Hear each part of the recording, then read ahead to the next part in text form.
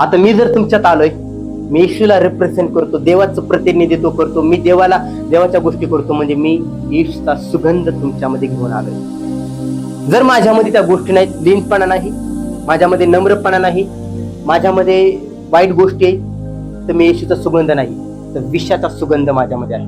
बरोबर, पेट्रोलचा सुगंध आहे, रॉकेलचा सुगंध आहे, विषाचा सुगंध आहे, पण परफ्यूमचा सुगंध वेगळाच असतो, मोगऱ्याचा सुगंध वेगळाच असतो, गुलाबाचा सुगंध. मग ख्रिस्ताचा सुगंध म्हणजे आम्ही लोकांमध्ये जात असताना आमचा चांगुलपणा, आमचा प्रामाणिकपणा, आमचा इमानदारपणा, आमचं वागणं, आमचं बोलणं, या सर्व गोष्टी कोणाला आदर देतात? त्या ख्रिस्ताला, त्या परमेश्वराला. आणि मग आम्ही त्यावेळेस म्हणतो आम्ही त्या ख्रिस्ताचे लेकर आहोत, आम्ही त्या देवाचे दास आहोत, आम्ही दासी आहोत. आणि कारण आम्ही जिथं कुठे जातो तो ख्रिस्ताचा प्रकाश आमच्यामध्ये येतो.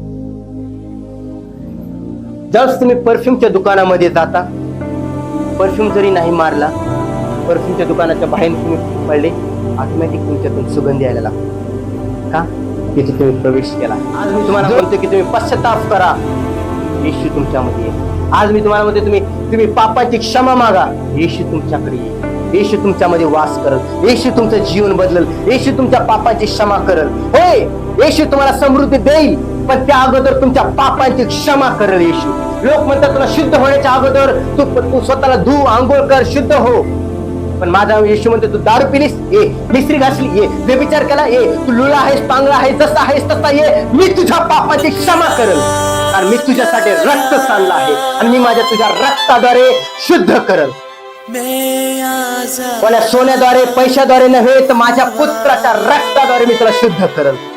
कारण रक्तामध्ये जीवन आहे. जसं त्या हबेलाचं रक्त ओरडत होतं, तसं आज माझ्या देवाचं पण रक्त 2025 वर्षापासून म्हणत आहे तू माझ्याकडे, मी तुझ्या पापांची क्षमा करेल.